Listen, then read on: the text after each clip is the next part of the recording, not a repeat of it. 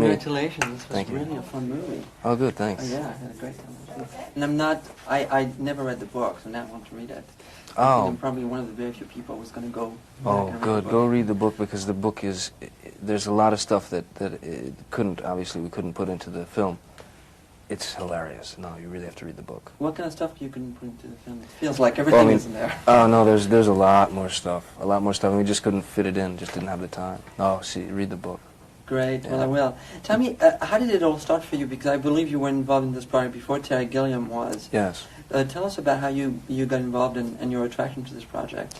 Well, my attraction to this material was purely based on the book is a classic. It's a masterpiece. And Hunter Thompson is one of the greatest writers of the 20th century, without question. I mean, he's Mark Twain. He's he's a lot of great things all wrapped into one guy. Initially, the idea came to me through Hunter. He called me. I'd met him once, and he called me when I was doing Donnie Brasco in New York and said, "What would you think about playing me in the film, the version of Fear and Loathing?" And I said, "Yeah, you know, I'm there."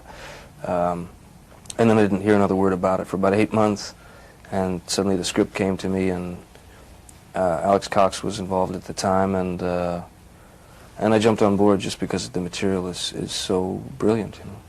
Tell me about how you prepared yourself for the role. Terry was just telling me you used his own car, you wore his clothes. Tell us about becoming that character. It's really everything that every movement that I make in the film, everything I do in the film is based entirely on Hunter and him as a human being. I mean, I watched him like a hawk. I spent about 4 months with him, on and off, but a great amount of that time was with him, and I just studied him. I just, you know, I remember telling him that if he wanted me to play the role, and I did do it, that if I did a remotely accurate job, that he would probably hate me for the rest of his life, you know, because I think it's difficult to watch yourself. So he hasn't seen the movie yet, so he doesn't hate me yet, so we'll see. Tell us about working with Benicio del Toro. I mean, you guys have like such intense scenes together. I'm wondering the kind of rehearsal period you might have had together, the kind of work you've done together to achieve that incredible chemistry on screen. Well, the rehearsal period was pretty minimal, actually. We did a little bit here and there. We sort of walked through things and talked about a lot of stuff. We talked things through a lot, and tried to stay with the book and, you know, stay true to the book.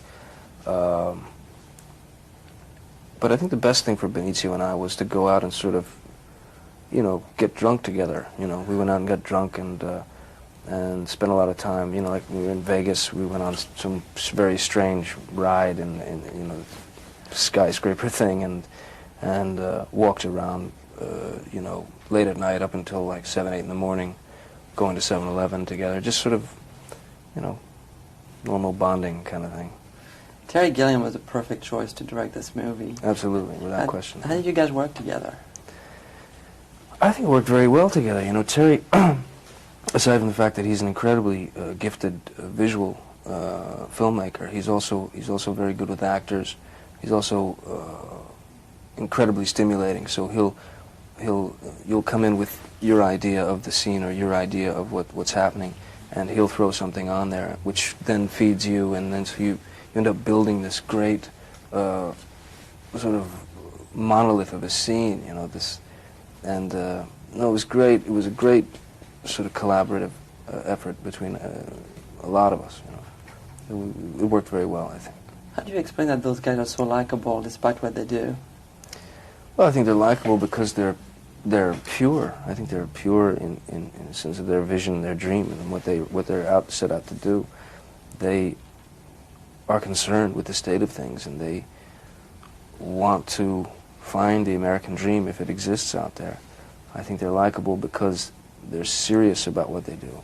Hunter Thompson, a.k.a. Raoul Duke, is a very serious journalist and writer. Oscar Zeta Acosta, who is the real Dr. Gonzo, was a very serious guy. He was the leader, one of the leaders of the Brown Power movement, late 60s, early 70s. very prominent figure in the Latino community,